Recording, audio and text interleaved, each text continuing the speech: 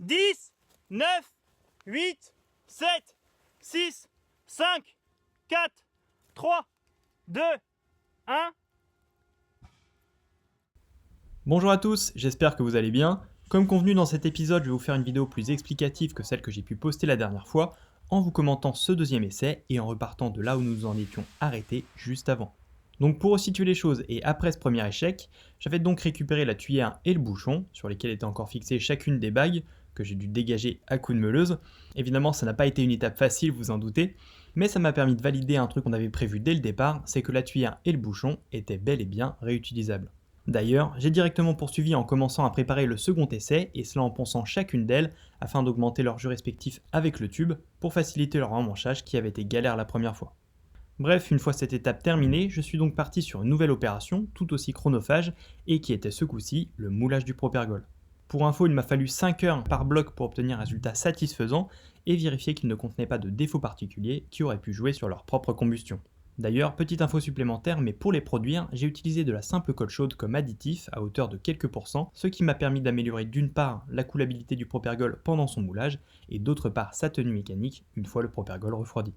Du coup, au final, ça fait donc que j'ai bien suivi les hypothèses que l'on avait énoncées lors du dernier débriefing, soit 1 en réduisant la quantité de propergol en passant de 3 à 2 blocs, et 2 en vérifiant l'apparence de cela pour ne pas rencontrer de phénomènes bizarres qui auraient eu tendance à augmenter leur vitesse de combustion.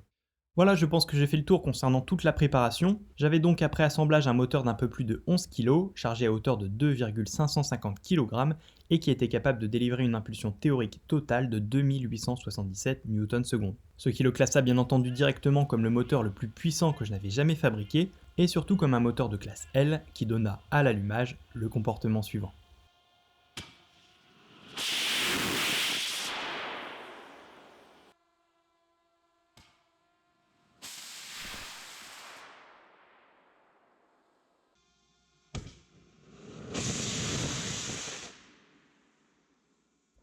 D'ailleurs, je ne sais pas si vous l'aviez noté, mais dès le départ en fait, ça a été différent. En effet, contrairement au premier essai, j'avais placé ce coup-ci un flash au magnésium juste ici, ce qui m'a assuré un bien meilleur démarrage que celui du premier essai, avec un moteur qui est monté en pression beaucoup plus rapidement. Par ailleurs, autre chose qu'il est aussi intéressant de remarquer, c'est qu'une fois que l'allumage avait été déclenché, on a pu observer que les fumées ont été aspirées par le jet des gaz éjectés. Ça, c'est ce qu'on appelle l'effet Venturi, et ne l'ayant jamais vraiment observé, je trouvais ça cool de bien vous le montrer à travers cette vidéo.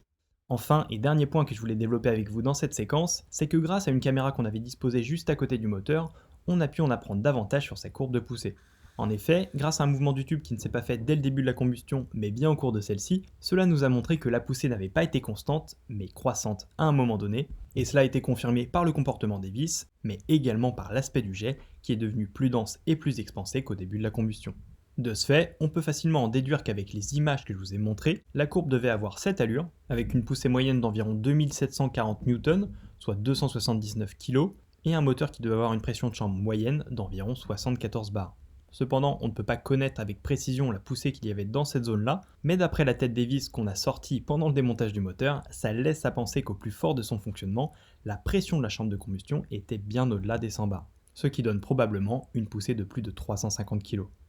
Voilà, j'espère que ce petit débriefing vous aura plu. Sachez que je suis en train de mettre les choses en place pour que vous puissiez bientôt soutenir la chaîne, mais aussi prendre des cours, sûrement sous la forme d'accompagnement scolaire ou dans la réalisation de fusées, mini-fusées, micro-fusées, et je vous en dirai plus au fur et à mesure. En attendant, portez-vous bien et surtout, soyez prudents.